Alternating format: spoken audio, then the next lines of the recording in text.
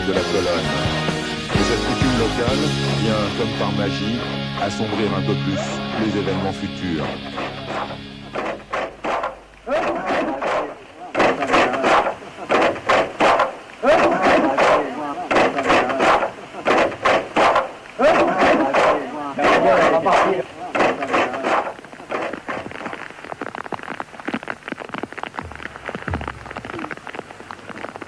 Quel objectif pour cette colonne, animée d'une volonté farouche qui progresse presque d'un même pas?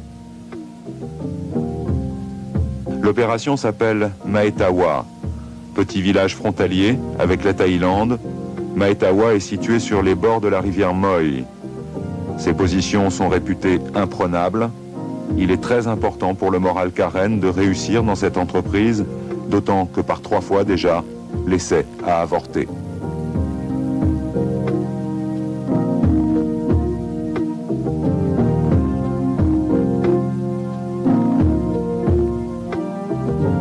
La mission des 500 hommes de la 7e brigade est d'établir un point d'arrêt pour bloquer d'éventuels renforts birmans qui risqueraient de faire une fois de plus capoter l'opération. En face, pour défendre Maetawa, 700 hommes du 76e bataillon birman, perchés sur les pitons, surplombant le village et répartis dans 7 camps fortifiés.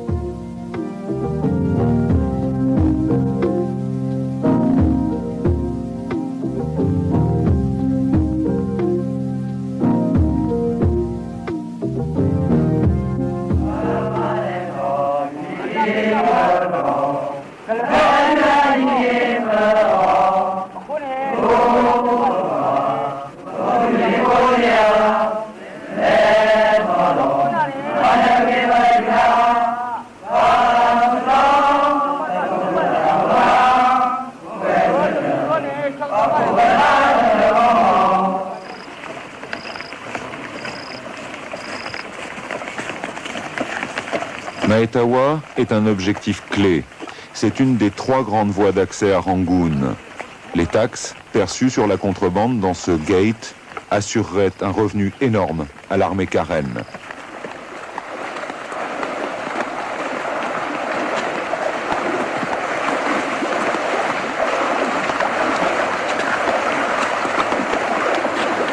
Et puis, du point de vue militaire, ce camp birman situé sur la rivière Moi interdit les communications en bateau entre le quartier général karen de Manapla et les bases de la 6e et 7e brigade situées au sud.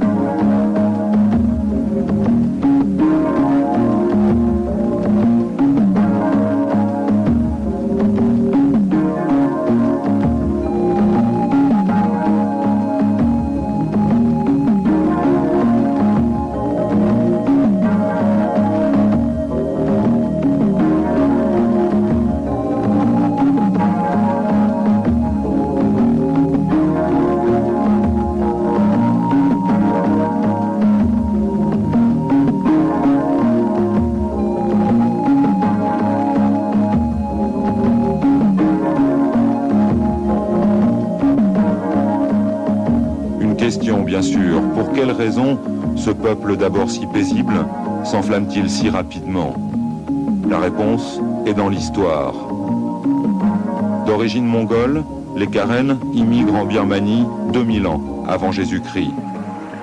Ils seront continuellement oppressés jusqu'en 1852, date de la colonisation anglaise de la Basse-Birmanie. À partir de ce moment-là, ils recouvrent un certain nombre de leurs droits, entre autres celui à l'éducation.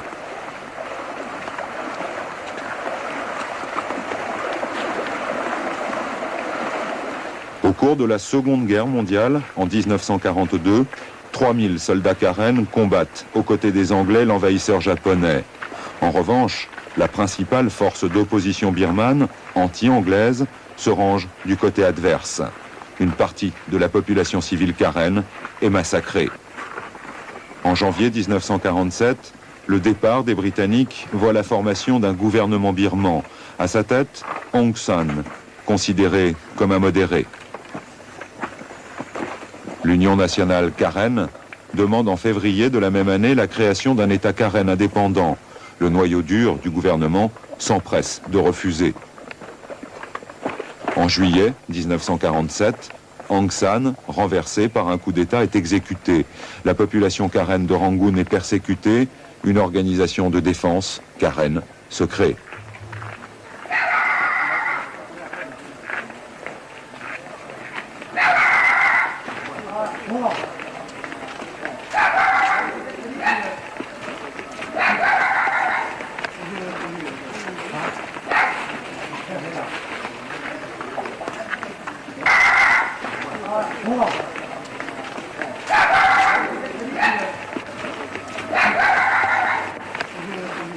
Le général birman Ne Win, après un coup d'État militaire, prend le pouvoir en 1962. L'ensemble du pays. Nationalisation, emprise marxiste, création d'un parti unique, le BSPP, font qu'aucune tentative de réconciliation n'est possible avec les Karen.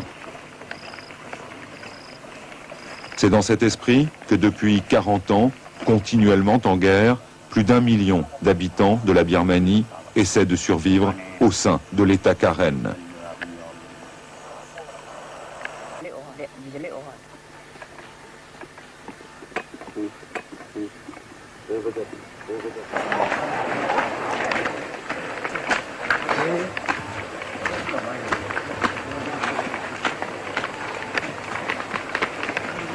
Malgré les risques encourus, la population Karen soutient complètement la rébellion. Bon nombre de civils sont venus se réfugier au Kautuli, fuyant l'oppression birmane.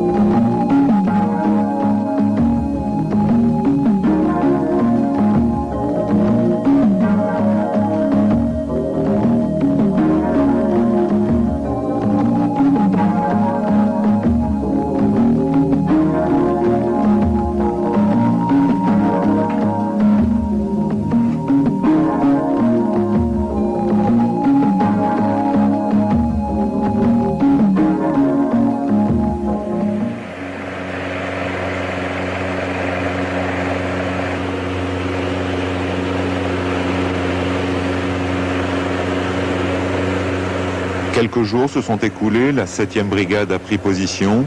4 des 7 camps fortifiés birmans sont déjà entre les mains Karen. Les hommes du capitaine Walter, arrivés en renfort, débarquent. Ils entament une progression qui doit les amener au cœur de l'action. Ce sont eux qui, par la suite, prendront la direction des opérations.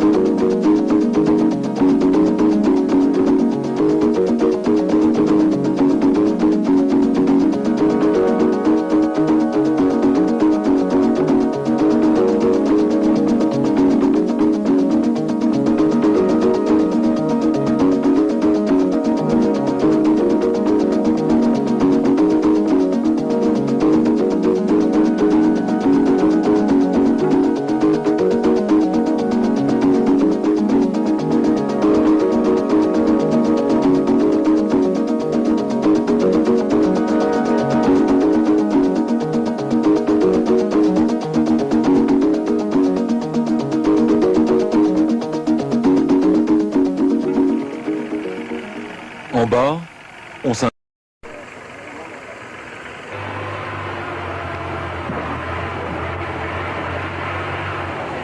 Les porteurs, chargés de ravitailler les combattants au sommet des pitons, remplissent leurs hottes de rations de riz.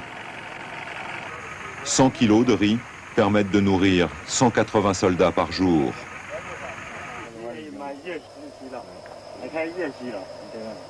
L'opération maintenant est toute proche. Pendant que le capitaine Walter donne ses dernières directives, son bataillon, lui, se prépare à combattre.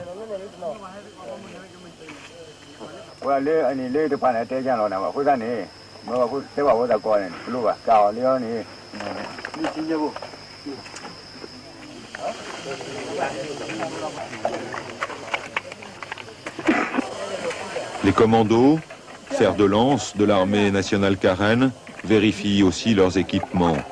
Pendant 6 jours, ce combat va se transformer en guerre de tranchées, avec son inévitable corollaire, des corps à corps qui seront sanglants.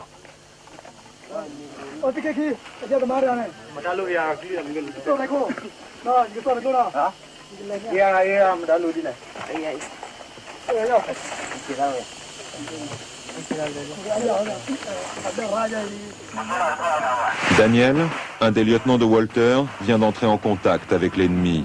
Il prend ses ordres avant de passer à l'offensive. Attente et observation.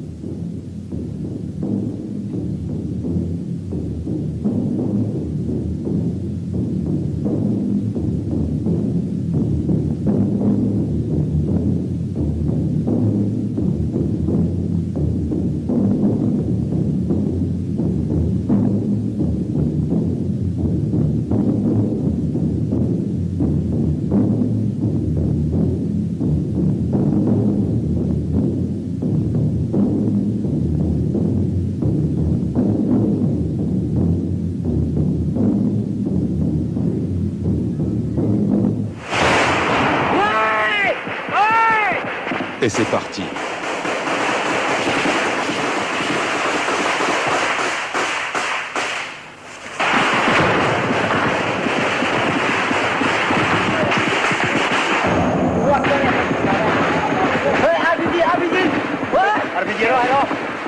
L'ennemi est à quelques mètres, choc frontal, pendant qu'un groupe de commandos déborde et essaye de prendre à revers les Birmans. Les appuis, situés à quelques centaines de mètres en arrière, entreprennent un martelage.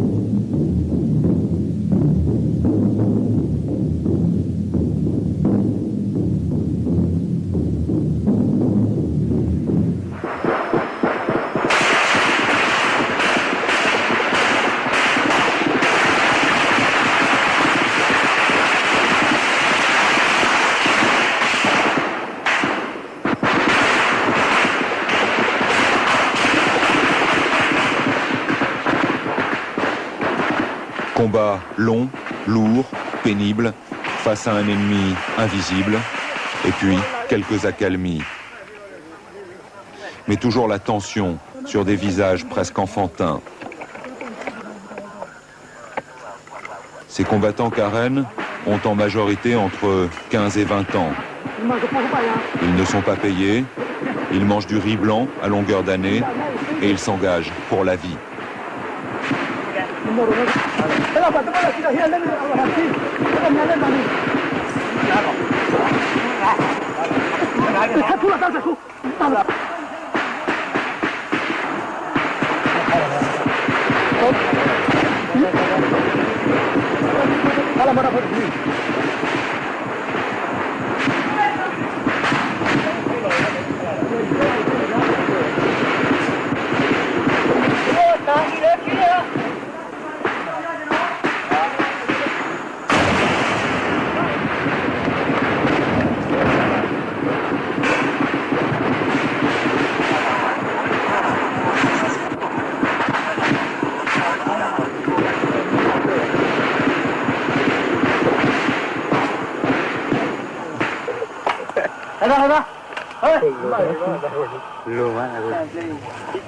L'armée Karen est parfaitement organisée. Elle compte 15 000 hommes sur un front de 600 km répartis en 7 brigades. Chaque commandant de brigade gère d'une façon totalement autonome ses troupes. Beaucoup d'officiers supérieurs Karen étaient officiers dans l'armée anglaise, ont même participé aux combats en Europe en 1944. Les mariages dans cette armée sont très rares. La famille serait automatiquement prise en charge par le gouvernement. Face à eux, une armée moderne, très bien équipée, forte de 200 000 hommes. Elle compte pourtant 30% de pertes chaque année. 60 000 hommes sont donc enrôlés tous les ans par le pouvoir central de Rangoon pour remplacer les morts, les blessés et les déserteurs.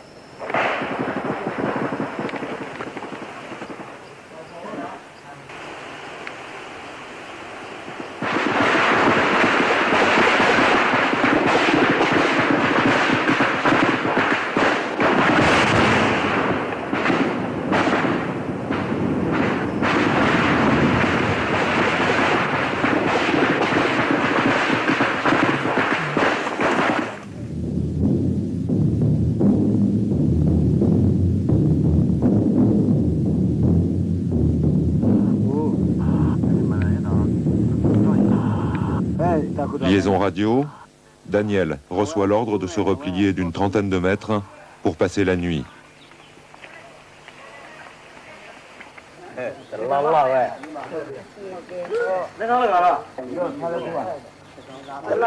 Les tirs ont cessé, le calme se réinstalle lentement, comme si de rien n'était. À nouveau, les oiseaux.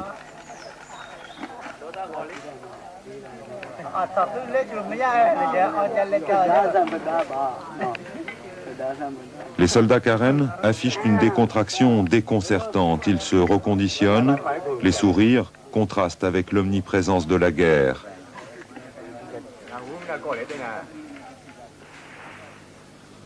Deux jours se sont écoulés. Le 5e piton est tombé. L'assaut sur l'avant-dernière fortification va être donné. Les combats vont s'engager sur 2 fronts. Quelques avions de reconnaissance essaient de soutenir les troupes birmanes en déroute, mais ces vieux T-6 ont une efficacité très relative en pleine jungle et en pleine montagne.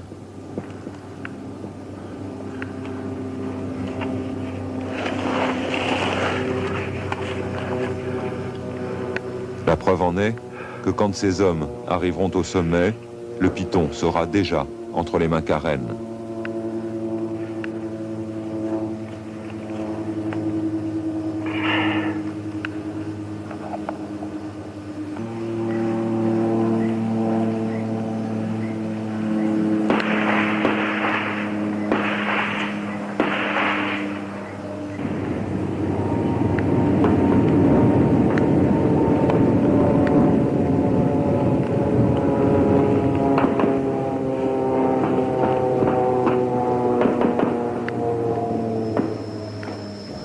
Le moral de l'adversaire baisse.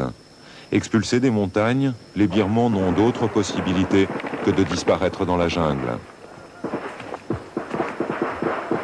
Dernier repérage, avant l'ultime assaut.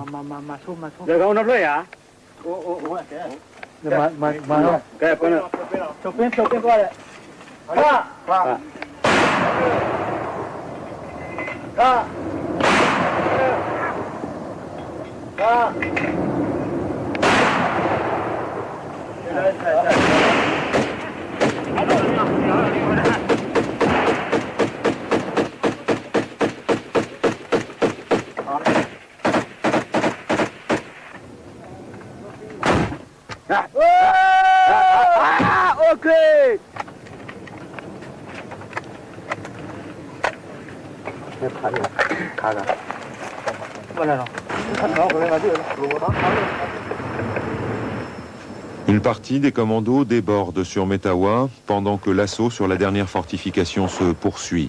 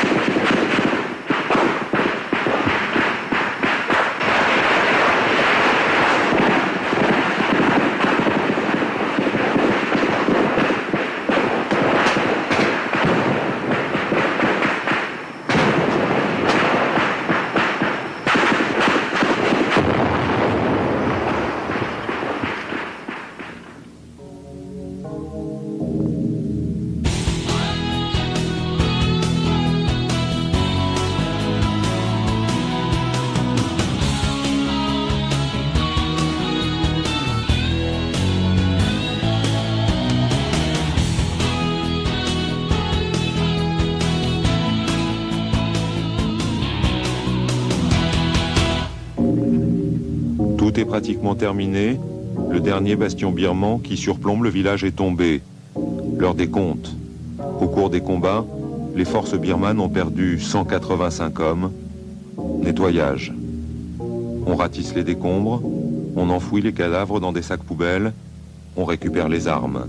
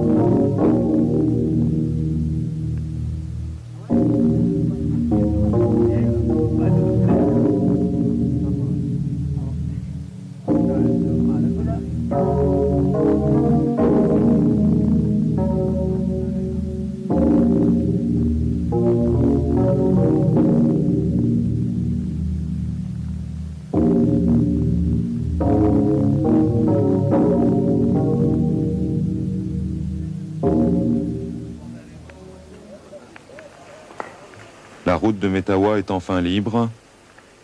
Au fond d'un cirque impénétrable, ces quelques maisons et baraquements en bois autour desquels courent des tranchées, c'était l'un des plus puissants bastions birmans implantés sur la rivière Moy. Il aura fallu tout l'acharnement et la motivation des troupes Karen pour en arriver là. 14 jours de combat sans répit.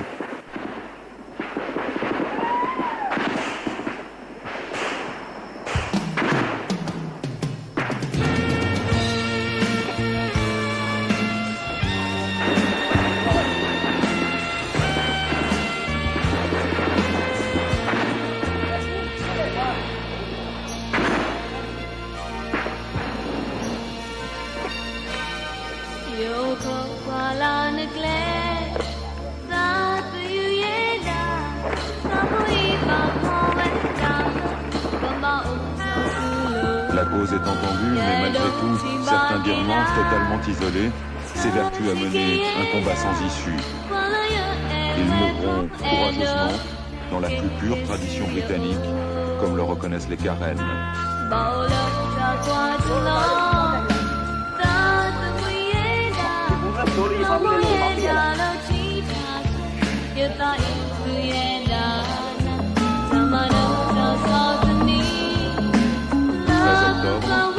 La victoire est totale. Metawa redevient une position Karen. Les autorités, devant le drapeau du 76e bataillon birman, qui est